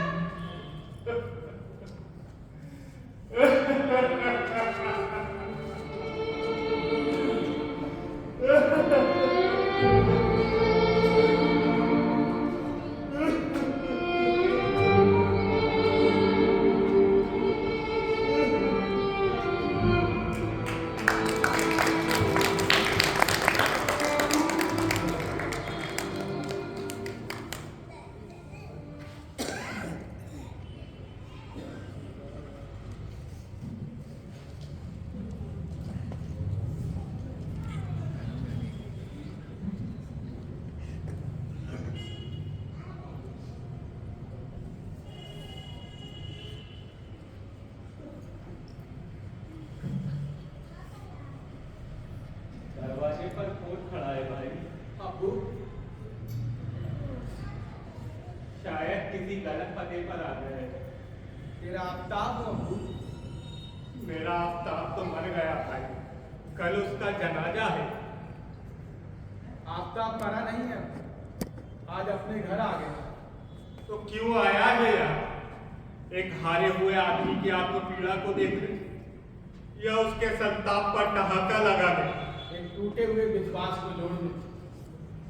कोई जरूरत नहीं है हमें तुम्हारी बेचारी को नैतिक समर्थन की। सुमित्रा, इससे कह दो कि चला जाए यहाँ से। गया तो था और याद है जब गया। ऐसा ही है तेरा, दूर दूर तक गया तेरा। मालूम नहीं था जाना किधर, किस रास्ते से। मेरे जैसे कई लोग इस जंग में थे। कोई अपना घर छोड़कर आया था तो कोई कॉलेज। दंगे में किसी का घर दिला दिया गया था तो किसी के बाप के गले में टायर डाल दिया गया था। किसी की बहन और बीवी को सुरक्षा बल के लोगों ने। सबों के अंदर इस व्यवस्था के प्रति भयानक नफरत और घृणा की हमें सीने से लगकर सुलग रही।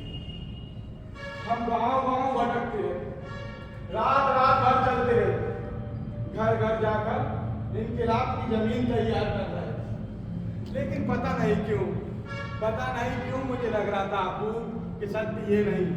जिस आफ्ताब की तलाश में मैं बियाबां में भटक रहा हूँ वह कहीं और है।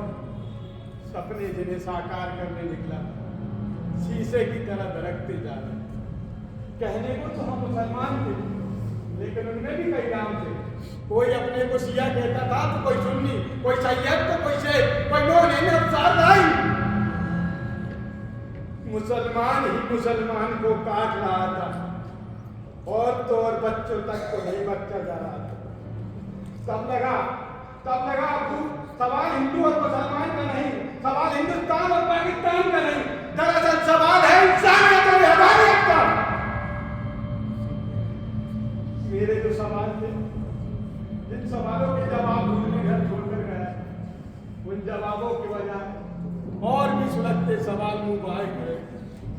जिस आतंक के विरोध में हमने आतंक का सहारा किया था, अब वो हमारे ही बीचों में लगा था, रह रहकर हमें ही उल्लुहाल करता। उस दिन अचानक खबर मिली कि पास की एक बारात में कुछ मुखबिर आए जो हमारा राज पुलिस तक पहुंचा, हमारे गज में आ गए। बस जैसे ही गुजी उसे घेर कर मोर्चा लगा दिया।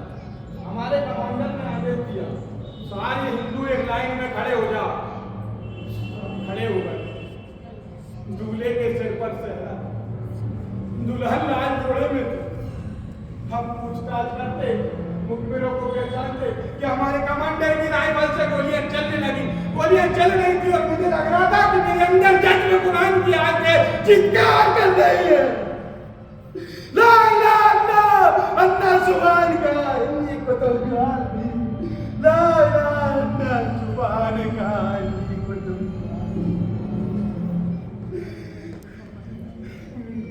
मैं चीख पड़ा, नहीं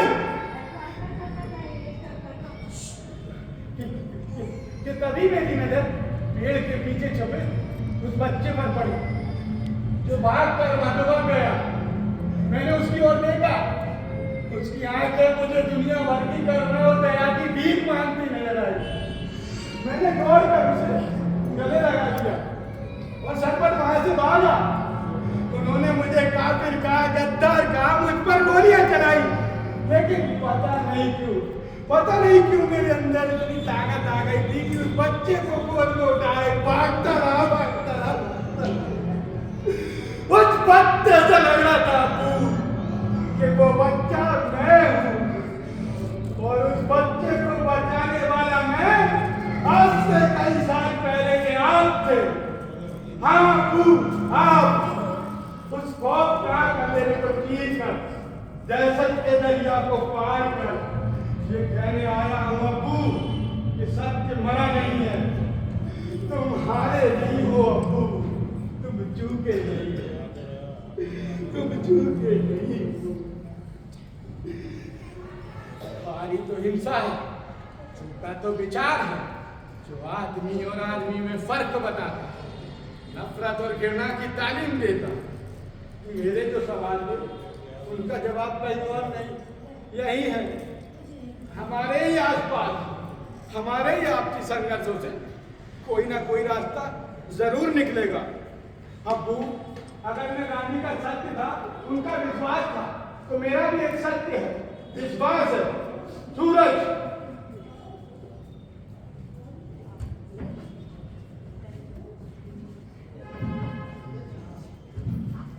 मेरा सूरज, आफ्ताब, मेरे बेटे।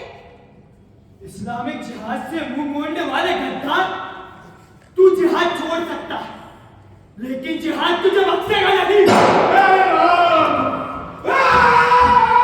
रुक जा ही आफ्ताब बेटे, रुक जा।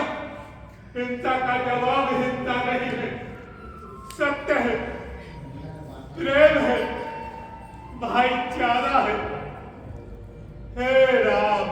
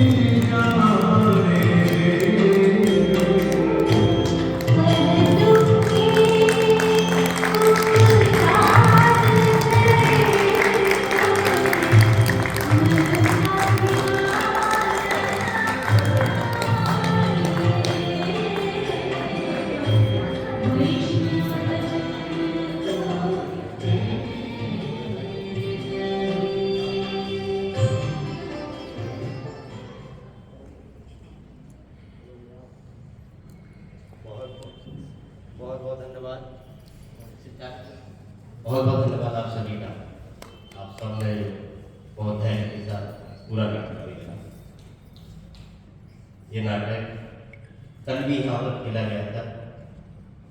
ठीक है, हाँ दूसरा शो है, लेकिन पता नहीं क्यों कल इससे ज़्यादा दर्शकों ने इसे देखा। तो हमने हमारी ये उम्मीद थी कि आज दर्शक कुछ ज़्यादा रहेंगे। ठीक है, कोई दिक्कत नहीं। मैं अपने बातों से परिचय करा देता हूँ। मेरा आग्रह है कलाकार स्वयं अपना परिचय दें। मैं सौरभ सोनी। मेरा नाम यश कुमार है और मेरा नाम सौरभ वर्तिका है। मेरा नाम अमित सिंह। नमस्कार, मेरा नाम राज भार्गव है और मैंने हिंदू कार्यकर्ता का किरदार निभाया है। मेरा नाम सागर सोनी है, मैंने गांधी जी का पात्र निभाया। Thank you.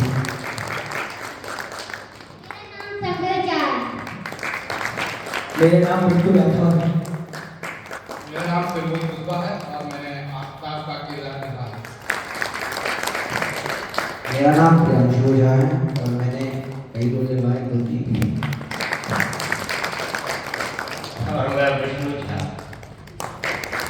मेरा नाम मोहित खान है।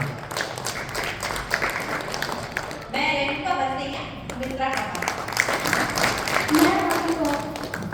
मैं पिंकी ओझा, मैंने गोपू की माँ का किरदार निभाया। मेरा नाम अनंता है, मैंने मनु और नीरू की माँ का बहुत बहुत धन्यवाद। ये हमारा छोटा सा परिवार है।